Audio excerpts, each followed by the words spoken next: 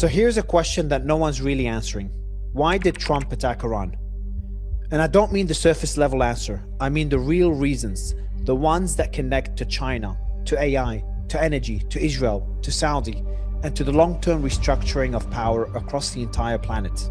Because the stated reasons keep changing. Day 1, it's imminent threats. Day 2, Rubio says the US only attacked because Israel was going to. We knew that there was going to be an Israeli action. We knew that that would precipitate an attack against American forces. Day 3, Trump says he forced Israel's hand. I might have forced Israel's hand, but Israel was ready and we were ready. Then it's missiles, then it's the Navy, then it's regime change. Senator Mark Warner, top Democrat on the Intelligence Committee, basically said he has no idea what the actual goal is because it keeps changing. He told NPR there were at least 3 different goals laid out literally in the last 5 days. So today I'm going to give you the 6 actual reasons this happened. Some stated, some hidden, and some they'll never admit to. The most obvious one, nukes. And to be fair, this one is legitimate, but it's way more complicated than they make it sound. Before we start through, here's a quick breakdown on enrichment. Uranium comes out of the ground at 0.7%. For a civilian power plant, you need 3 to 5%, and that's what the 2015 nuclear deal allowed. And for a nuclear weapon, you need 90%. Iran was enriching to 60%. And here's what most people don't realize. Getting from natural uranium to 60% represents 99% of the total enrichment work needed to reach weapons grade. That last jump from 60 to 90% is only 1% of the enrichment effort. So Iran was 99% of the way to weapons grade material. Now turning that material into an actual deliverable weapon is a whole other process. Miniaturization, implosion mechanics, warhead design. That could take another 1 to 2 years. But the hardest part, getting the fuel, was essentially done. As of May 2025, they had 440 kilograms of 60% enriched uranium, enough for 9 nuclear weapons. Their breakout time, the time to produce enough material for 1 bomb, had dropped to effectively 0. Days, not months. One cascade of centrifuges could produce enough weapons-grade uranium for the first bomb in 2 to 3 days. And it's widely believed Iran still has access to most of this material despite the strikes. There's no civilian use for 60% enrichment. The IAEA has said this explicitly. And Iran is sitting on the 4th largest oil reserves and the 2nd largest gas reserves on Earth. So why bury enrichment facilities inside a mountain at Fordo if it's just about generating electricity? Khamenei had a fatwa declaring nukes forbidden under Islamic law, but it was oral, never formally written, and multiple Iranian officials said publicly it could be reversed. Iran's own intelligence minister said, "A cornered cat may behave differently from when the cat is free." And now that Khamenei is dead, the fatwa hasn't been reaffirmed by his successor. They also had the delivery systems, the most advanced ballistic missile program in the Middle East. And in October 2025, reports emerged that Khamenei had authorized miniaturized nuclear warheads for those missiles. But here's the thing. A deal was reportedly within reach the day before the strikes. Oman's foreign minister said a breakthrough had been reached. Iran agreed to downblend its uranium, and US intelligence said Iran wasn't actively building a weapon. So was the nuclear threat real? Absolutely. But if it was only about nukes, you hit the facilities with targeted strikes like we did in June 2025. You don't kill the supreme leader, annihilate the Navy, and call for regime change just to prevent a nuclear breakout. The nukes are real, but they're not the whole story. First, context. Saudi and Iran have been locked in a Cold War for over 40 years. Sunni versus Shia, proxy wars across Syria, Yemen, Lebanon, Iraq, and Bahrain. MBS views Iran as an existential threat. So when the opportunity came to have the US and Israel take out the regime, the Saudis didn't just support it. The Washington Post reported MBS personally called Trump multiple times, urging him to attack. Now, the man running the operation from the American side was Senator Lindsey Graham, and his ties to Israel are documented on public record. Over $1 million from pro-Israeli PACs, 2.1 million from defense contractors, and he sits on the two committees that control military aid to Israel and defense spending. Graham told the Wall Street Journal he spent months lobbying Trump into this war, and he has been bragging about it. He took Trump golfing after the 2024 election and started planting the seed. Then he brought in a Fox News general and a Washington Post columnist to run a media campaign designed to land in front of Trump. Then he flew to Israel multiple trips, sat down with Mossad, and his exact words to the Wall Street Journal, quote, "They'll tell me things our own government won't tell me." He then coached Netanyahu on how to pitch Trump, and Netanyahu took that coaching to the White House on February 11th and showed Trump intelligence that reportedly persuaded him to greenlight the operation. Trump's own intelligence chief, Tulsi Gabbard, publicly acknowledged that the US and Israel had different goals. The objectives that have been laid out by the president are different from the objectives that have been laid out by the Israeli government. She said Israeli operations focused on, quote, disabling Iranian leadership, while US objectives were missiles and the Navy. Two different wars happening simultaneously under the same banner. And then there's the Trump-Israel connection through Jared Kushner. Trump's son-in-law founded Affinity Partners after leaving the White House, and the Saudi Sovereign Wealth Fund put $2 billion, and Qatar and Abu Dhabi added another $1.5 billion. 99% of the money in Kushner's fund comes from foreign governments that he's simultaneously doing diplomacy with, and that fund generates over $20 million a year for Kushner personally. So you have a senator funded by AIPAC and defense contractors, briefed by Mossad, coaching the Israeli prime minister, coordinating with the Saudi crown prince who just invested $2 billion in the president's son-in-law's fund, all pushing for the same war. And it's all on the public record. Just let that sit for a moment. Reason 3, destroying the missile program. The missile piece is the one the administration was most consistent about, and there's a real strategic logic here. Iran didn't just build missiles and park them, they used them against Israel 4 times. True Promise 1 through 4, April 2024, October 2024, June 2025, February 2026. Each time the scale escalated, each time more missiles got through. And here's the math nobody talks about. An Arrow 3 interceptor costs $2 to $3 million per shot. Iran can produce missiles for a fraction of that. Even at a 90% intercept rate, the 10% that get through cause massive damage, and the cost of defending is many times higher than the cost of attacking.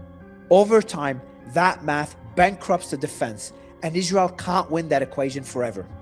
Plus, Iran's drone program had gone global. Shahed drones to Russia for Ukraine, Shahed drones to the Houthis for Red Sea shipping attacks.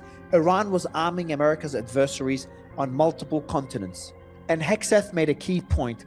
Iran was building missiles and drones to create a conventional shield for its nuclear blackmail ambitions. Meaning, even if you destroy the nuclear facilities, if Iran keeps the missiles, it can protect any rebuilt nuclear program behind a wall of deterrence. The nukes and the missiles aren't separate problems, they're the same problem. And then there's the Navy. Iran's Navy was one of the tools it used to threaten the Strait of Hormuz. 20 million barrels of oil per day, 20% of global supply. Now, destroying the Navy didn't eliminate that threat entirely. Iran can still use shore-based anti-ship missiles, drones, and sea mines to disrupt shipping. But it removed a major layer in Iran's ability to project power in the Gulf, which connects directly to the next reason. Reason 4, weakening China through energy. Now we're getting into the stuff they won't say out loud. The numbers. China consumes 16.4 million barrels of oil per day, produces only 4.3 million domestically, imports over 70% of their oil, and 55% of that comes from the Middle East through the Strait of Hormuz. In 2025, China bought 1.38 million barrels per day from Iran at an $8 to $10 discount per barrel. That's 80 to 90% of all Iranian oil exports going to one customer. And they were disguising it. Ship-to-ship transfers off Malaysia, relabeling it as Malaysian crude. China was importing more Malaysian oil than Malaysia was actually producing. That tells you everything. And China saw this coming. Starting March 2025, they began stockpiling at close to 1 million barrels per day, built 11 new storage facilities, 1.2 billion barrels in reserve. They have roughly 6 months of import cover, so they won't collapse overnight. But here's the key distinction most people miss. People say China's 85% energy self-sufficient, and that's technically true, but that includes solar, coal, wind, nuclear, and hydro. If you isolate just oil, China is only 30% self-sufficient, and coal can't drive trucks, fly planes, or make plastics. Oil is what physically moves their economy, and that's the 30% they can't replace. When oil hit $100 a barrel, who won? America, the world's largest oil producer, Exxon, Chevron, the shale industry, all profit. The Saudis win, Gulf allies win. China loses $40 to $50 billion annually for every $10 increase. Economic war without firing a single shot at China. Now, some people connect this to the AI race, the argument being that disrupting China's energy slows the AI build-out. But let me be honest, data centers run on electricity, and China generates 60% of that from coal, which they have plenty of. The real AI impact is indirect. Higher oil prices raises costs across the entire economy, which diverts money away from tech investment. It's pressure, not a knockout blow, a bonus, not the main play. And there's a layer almost nobody mentions, the petrodollar. Iran was selling oil to China in yuan, not dollars, part of a broader BRICS push to de-dollarize global trade. By taking Iran's oil offline, the US didn't just disrupt China's energy, it shut down one of the most active channels of de-dollarization in the global economy. Trump also moved against Venezuela right before, taking out China's other major sanctioned oil supplier. Both hit within weeks. That's not a coincidence. Lindsey Graham said the quiet part out loud on Fox. When this regime goes down, we're going to have a new Mideast. We're going to make a ton of money. Nobody will threaten the Straits of Hormuz again. Reason 5, the Taiwan card. Everything in reason 4 is about hurting China. Now this one is about the future. By controlling the Strait of Hormuz, the US has created a permanent threat. If China ever moves on Taiwan, the US doesn't need to fight a naval war in the Pacific alone. It can threaten to squeeze the strait and cut off 40% of China's oil imports. China's entire economy becomes hostage to a waterway 5,000 miles from Taiwan. Now, it's not as clean as it sounds. Oil is fungible. China can buy from Russia and Brazil. Most tankers fly flags of convenience, making selective blocking almost impossible. And a targeted blockade of Chinese shipments is an act of war under international law. But the real weapon isn't the act, it's the threat. The mere existence of that capability forces China to stockpile more, diversify more, spend more on alternatives, and every billion diverted to energy security is a billion not spent on military modernization. And this leverage has a shelf life. China's EV adoption is exploding. Renewables are scaling. Russian pipelines bypass the strait entirely. In 10 years, this choke point might not matter as much, which means if you're going to use this leverage, you use it now, not later, not when China has weaned itself off Middle Eastern oil, and not when their navy is twice the size. And maybe that's part of why this war happened when it did. I can't prove it, but when you look at what this war achieved in terms of potential US control over the world's most critical energy choke point, the picture speaks for itself. Reason 6. The protests created a window. December 28, 2025, Iran erupted. The rial collapsed, millions in the streets across all 31 provinces, and the regime killed thousands in a crackdown that Amnesty International called unprecedented. And Trump had drawn a red line. On January 2nd, he posted, "If Iran kills peaceful protesters, the United States will come to their rescue. We are locked and loaded." The regime then killed thousands and Trump was boxed in. But here's what's really revealing.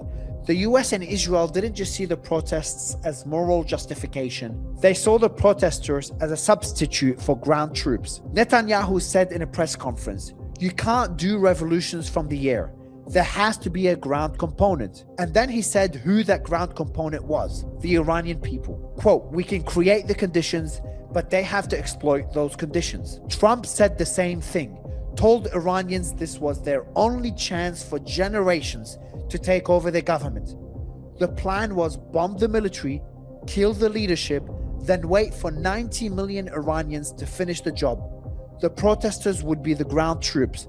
The revolution would do what the Marines wouldn't. And so far, that revolution hasn't materialized, because when bombs are falling on your city, you don't go out to protest, you hide. As of right now, the IRGC hasn't collapsed. 190,000 members still functioning. Even Trump acknowledged it on Fox.